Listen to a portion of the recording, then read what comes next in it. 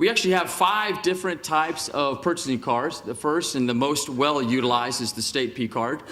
We also have the travel card, a ghost account, fleet, and emergency card. Although all of these are different and unique, the major contributor to their uniquenesses is what's called the merchant category codes. Depending on what the purchaser needs to buy, we can lock down a purchasing card to the MCC codes. So they are only permitted to do the type of transactions by which the codes permit. The state PCard is what we would often refer to as the one card, and obviously the travel card is locked down. The ghost account, you all are familiar with the ghost account and what that means, which is just pretty much means a state PCard as well. It's not limited unless you would choose to limit it. The fleet would naturally be the purchasing cards that would be part of the fleet vehicles, and then the emergency cards for those situations to which we need to call upon the National Guard in states of emergency or others. Some basic guidelines when it comes to the purchasing card program is the activation of a PCard. Not anyone has the ability to activate a PCard. When a PCard is issued, it is sent to whatever address is associated to that card is attached with.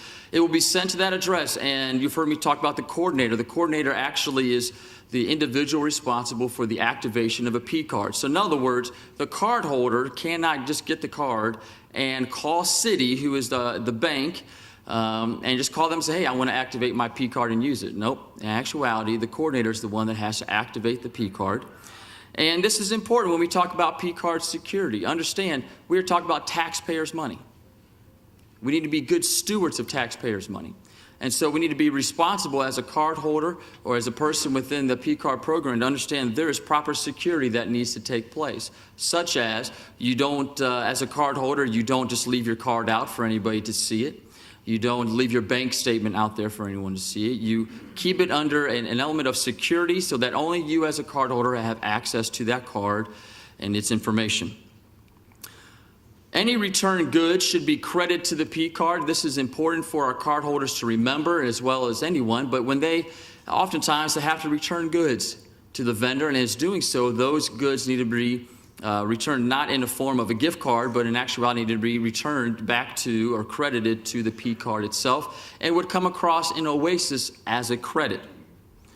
Only upon approval by our PCard division can payments be made through, if you will, these third-party payment processors such as PayPal or Amazon Marketplace. Again, the key here to make note of is that upon prior approval from our office. So that means that your cardholders need to, first of all, be knowledgeable of what that payment process is being asked of them. And if that means they need to get prior approval before they hit the buy option, especially online, when they're doing that online, they need to stop what they're doing and get prior approval from our office before they take that transaction to that final step of actually buying the items. I mentioned gift cards. Gift cards is something we get asked a lot, especially from higher ed facilities that would like to give gift cards as a form of recognition. Again, these requests need to come to our office in advance of that. And then we will, of course, PCard operations will work with the agency regarding those gift cards and getting that approval. The state of West Virginia, as we all know, is tax exempt. It is actually up to the cardholder, him or herself, to make sure that the vendor is aware of this. And it is up to the cardholder at the point of transaction to make sure that no tax was assessed on the transaction. So if the cardholder receives the receipt and sees that there is tax or some sort of shipping and handling type charges, they need to address it with the vendor at the point of sale. They can do it after the fact, but obviously it could be a little more challenging, but it is up to the cardholder, him or herself, to take care of this responsibility with the vendor. And most vendors are very compliant to work with us, work with the cardholder in those circumstances. Vendors are allowed to charge what we call a surcharge or a convenience fee. The key for this needs to be a flat fee. It cannot be a percentage rate of the cost of the transaction, but must be a flat charge itself. And we want to make a note here to say that any intentional or unintentional misuse of the card needs to be reported to our office, and sometimes this can happen as it either relates to the convenience fees or otherwise, but just in general, any intentional or unintentional misuse of the P card should be relayed to our office.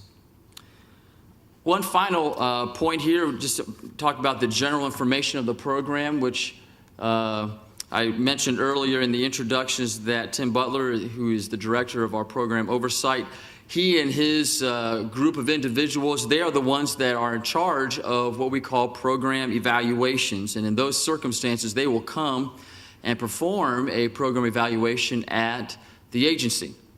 And within their evaluation, they, of course, are going to be looking through all of their PCard program itself, evaluating it, making sure that it adheres to all of the rules and regulations and laws and other governing instruments that are in play. And at the end of their time, they will issue a report. And after that report is given, of course, the spending unit agency head and chief financial officer and cabinet secretary would also receive this report, if applicable, if they choose to have that. But they will, Tim and his group would handle that. And I would welcome you, if you have questions about program evaluations, you are more than welcome to email PCard operations at wvsao.gov with any type of questions, and we would route it to Tim and his group, and they would be happy to speak with you about program evaluations.